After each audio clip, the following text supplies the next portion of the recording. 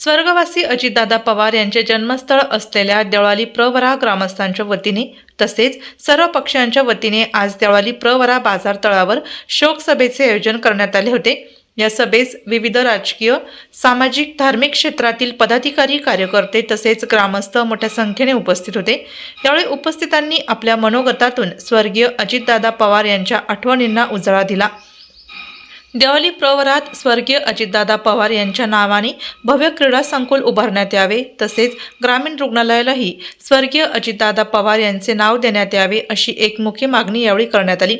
यावेळी माजी आमदार चंद्रशेखर कदम, आमदार हेमंत ओगले, राहुरी कृषी उत्पन्न बाजार समितीचे सभापती अरुण तनपुरे, श्रीरामपूर नगर परिषदेचे नगराध्यक्ष करण ससाने, काँग्रेसचे जिल्हा अध्यक्ष सचिन गुजर, एकलव्य संघटनेचे संस्थापक शिवाजीराव ढवळे, राष्ट्रवादी काँग्रेसचे नेते अजित कदम, देवळाली प्रवरा नगर परिषदेचे नगराध्यक्ष सत्यजित कदम, RPI जिल्हा अध्यक्ष सुरेंद्र थोरात, पंचितचे जिल्हा अध्यक्ष संतोष चोळके, प्रहार संघटनेचे आप्पासाहेब ठोस, डॉक्टर तनपुरे, कारखान्याचे संचालक कृष्णा मुसमाडे, शिवसेनेचे प्रशांत मुसमाडे, मदिना शेख, शहाजी कदम, नामदेव महाराज शास्त्री, वीर महाराज, बाबा महाराज मोरे, संपत महाराज जाधव, दत्ता पाटील कडू, पत्रकार रफिक शेख, रावसाहेब मुसमाडे, डॉक्टर संदीप मुसमाडे, सचिन टूस, अनंत कदम, अशोक खुरुद आदींनी मनोगत व्यक्त केले।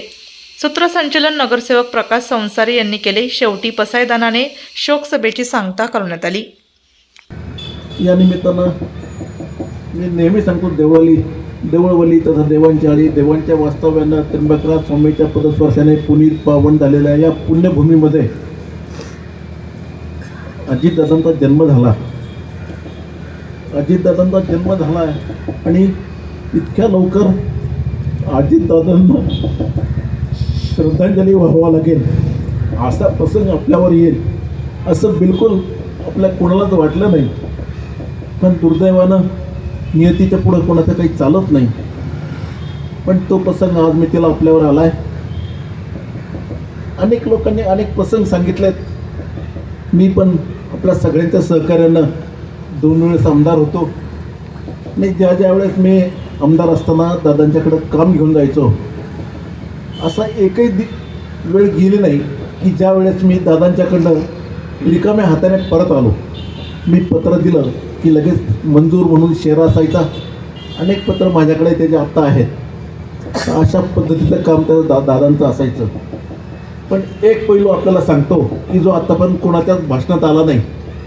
मी ज्यावेळेस दादांच्याकडे जायचो कामाच्या निमित्तानं आणि मला एक अधिकाऱ्याने सांगितलं होतं, कदम साहेब आपलं जर काम व्हायचं असेल ना तर मिटिंग लावून घेत चला। विशेष करून दादांच्याकडे काही काम असलं तर दादांना ती मिटिंग लावायची सांगत चला।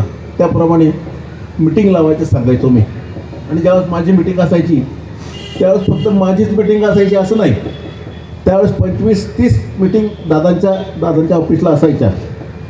पण मिटिंग कशा असायच्या, पहिली मिटिंग 10 वाजून 25 मिनिटांनी, दुसरी मिटिंग 10 वाजून 28 मिनिटांनी, तिसरी मिटिंग 10 वाजून 30 मिनिटांनी, चौथी मिटिंग 10 वाजून 33 मिनिटांनी, पाचवी मिटिंग 10 वाजून 35 मिनिटांनी, नंतर पुढची मिटिंग 10 वाजून 40 मिनिटांनी, त्याच्या पुढची मिटिंग 10 वाजून 50 मिनिटांनी।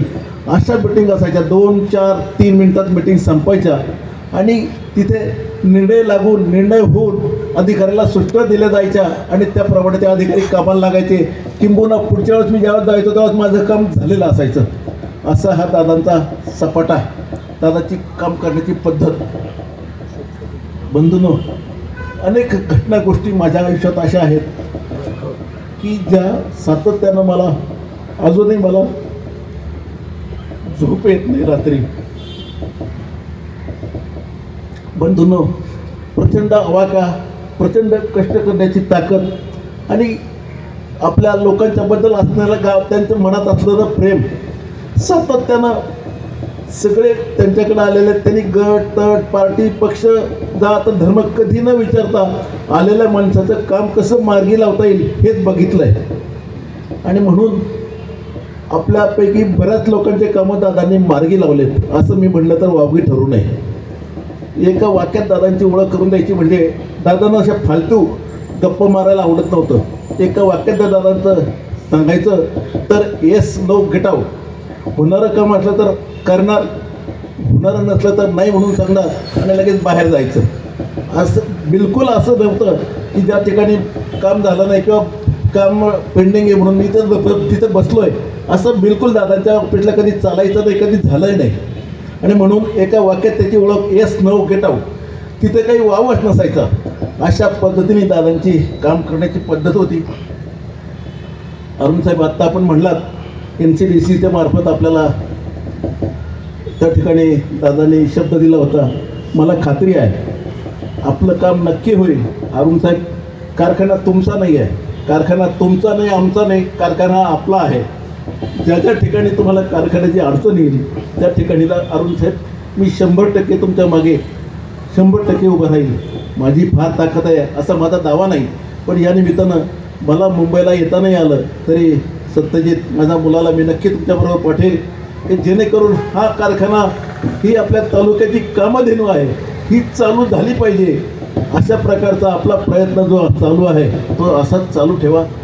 मला खात्री आहे खरोखर आपल्या अजितदादांचं प्रेम असलं तर नक्की तो कारखाना याच्यातनं बाहेर पडेल, कारखाना नक्की चालू होईल, अशा प्रकारचा विश्वास या निमित्ताने मी आपल्याला देतोय. बंधूंनो, किती बोललं तरी कमी आहे. या निमित्तानं आज मी अजितदादाला गावच्या वतीनं, कदम परिवारच्या वतीनं, सासरू नयनानं आदरपूर्वक श्रद्धांजली अर्पण करतो. त्यांच्या आत्म्यास सद्गती प्राप्त व्हावी, त्यांना चिरशांती लाभावी अशी प्रार्थना परमेश्वर चरणी करतो आणि थांबतो. धन्यवाद.